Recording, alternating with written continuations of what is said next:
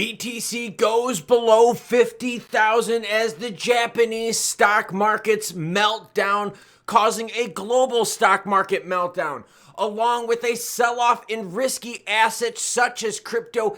ETH under heavy pressure, which put pressure on the alts as well. And I made a massive mistake. I'm going to talk about XRP price action at the end, along with Brad and other leaders saying, have hope, everyone. It's going to get better. Due to the graphic nature of this program, listener discretion is advised. Oh, and you bet your butt I messed up. I'm going to tell you why here shortly. But viewers' comments come first. Jason Alt says, yes, dead. Thanks for letting me agree with the headlines. Stacks, Rax, Jack. That's from Ghostbeard. The German prostitute said some of Tether's assets are in land. I think when the housing market crashes, so will Tether. I'm in Corrupted Chris's WW3. Dude, a lot of people have been buying the dip. A lot of people have been leveraged out. I mean, massive liquidation. Look at the heat map here. Over the last 24 hours, ETH down 23%. Now, the scary thing with ETH is that a lot of traders are going to be waking up from this weekend slumber. See, traditional finance sleeps during the weekend. Those ETH and BTC ETFs, they don't have access to those over the weekend. So as the markets crash, these people wake up. Yep, just as the East Coast is waking up now, and as the West Coast will be in a couple hours, they're going to wake up. They're going to see massive downs on their ETFs, and a lot of them will liquidate as well, causing further pain. ETH down 23%, Bitcoin down 17%, SOL down 22%. XRP down near 20. TRX only down 7. Don't trust them at all. Avalanche down 21%. XLM down 16%. This is bad. Breaking Bitcoin hits a 5-month low after falling below $50,000. According to Bloomberg, the Bank of Japan's unexpected increase in rates is one of the things that started this. You also had Middle East tensions, along with Jerome Powell overcooking the bird. That's right. Words coming out is that there's going to be U.S. recession fears. And when the U.S. is in recession, that affects monetary supply to the entire globe. Therefore, traders who have borrowed will have to pay higher interest rates on the yen that they lent. Other assets such as NASDAQ futures, S&P 500 are also plummeting. Bitcoin dominance hits 58%. That's right. The alts are peeling back even harder than Bitcoin. When you look at the heat map right here, you're like, okay, 17,000, yeah, not too big of a deal. But Bitcoin is closer to their all-time high than a lot of these other alts, leading to Bitcoin dominance. 58% right now. It is slid back down to 55% here as of the time of recording. U.S. recession fears are leading the way. Assets that are risky are getting pounded right now, but everyone is saying, yo, Japan raising the rates for the second time since 2007 is having effect. But crypto leaders out there have something to say, and that has to do with hope. And before I get into hope, I'll tell you exactly how I messed up. I accidentally left my phone on last night, and as the market was crumbling, those alerts were ringing, waking me up. I slept like shit because I forgot to turn off the alerts, so when the second wave of crashes happened, yep, I was waking up with you. But here's what the leaders are saying. Sailors saying, believe in Bitcoin. You don't really tell us why. You don't tell us how things are going to better. Just believe in BTC. And remember, BTC was looked at as digital gold. That's not a good store of value if we're down 17% in 24 hours. That's a bit rough, isn't it? But now Brad Garlinghouse also said that the crypto space will reach a $5 trillion market cap by 2024. Well, let's take a look at market cap. Ooh, we are going down, down, down, girlfriend. And the market cap is currently sitting at 2.16 trillion.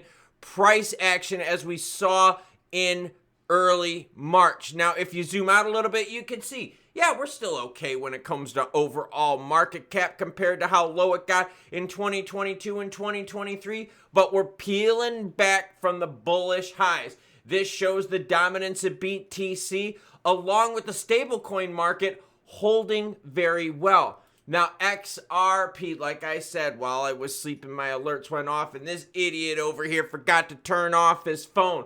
XRP. I told you about it all weekend long. My fear is that low volume would come in, and low volume along with bad macros, global geopolitical tension, along with Middle East action sparked the massive sell. Now, it pumped up the volume of XRP up to 237% over the last 24 hours, but that is from mass liquidations and people selling all the way down. Support at 44 was broken. I'm sorry, support at 45 was broken. We have now touched 44. Let's go to the candlesticks and take a better look. We're going to swing it on over to the 15-minute charts to give us a better idea of what we're looking at.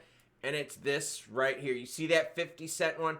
That's when my phone started going off, right at about 1:30 in the morning. I'm sleeping good, and then it just started crashing. So now we have to ask ourselves this. How much more pain is there going to be? U.S. recession fears with Jerome Powell leaving rates too high for too long is going to put a damper on the crypto market. I mean, a rough hit on the crypto market. What about housing? If housing starts coming down, there's a lot of these companies where their values are tied into housing because housing was a really good store of value. So we are nowhere near out of the woods on this yet. And think about this. At the end of July, we were sitting at 65-cent XRP, and now we are below 45 cents. So I'm going to ask you, are you buying the dip, or are you getting out, or are you one of the hundreds and hundreds of thousands of people that have been liquidated here over the last several days? In terms of tension with the Middle East, we know that's adding fears. Japan having some big economic problems is having some ripple effects. The United States having problems is having ripple effects. Leverage is having some ripple effects because when people were seeing the price action that was happening only a couple weeks ago, there was a lot of leverage taken out and they are getting wrecked. In fact, even Buterin has gone and gotten out of several of the smaller projects completely that he's been involved in, converting it to ETH. Speaking of ETH, how's those ETH ETFs treating you?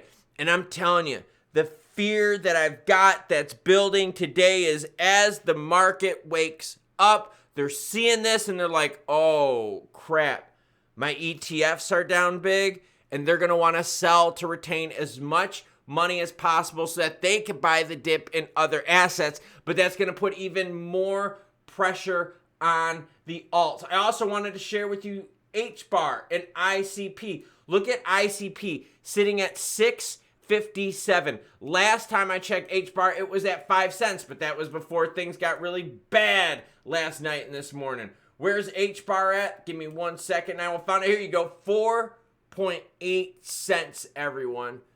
But Brad says we're going to touch 5 trillion in market cap, and Saylor's telling you to believe, but what's the data telling us? Is it telling us that things are going to get better or that we're going to be melting down for a while? Honestly, the latter sounds more probable. This is not good, and oh my, how things change fast. A couple weeks ago, we're talking about Torah's resolution, ATHs, and all we can think about right now is let the bleeding stop. But I want to hear from you. Did you get liquidated? Are you buying the dip? Did you sell a little bit on the way down to give you some cash to buy at even lower prices? Or have you exited the market completely?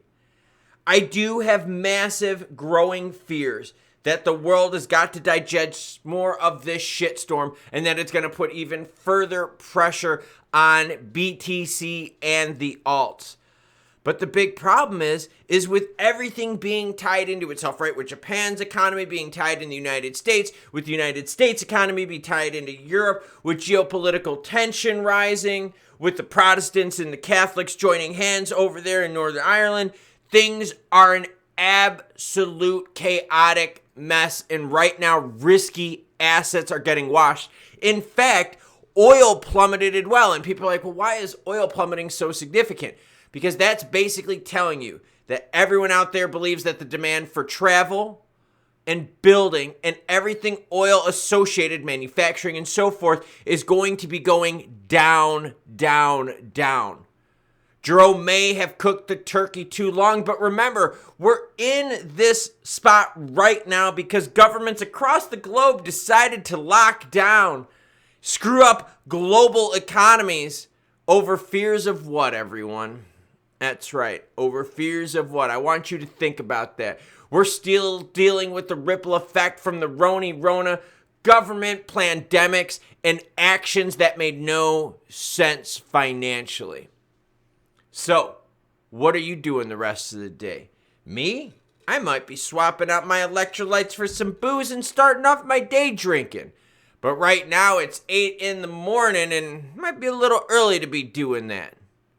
Let me know what you're doing down below. Choo-choo, bitches. Hopefully this gets better.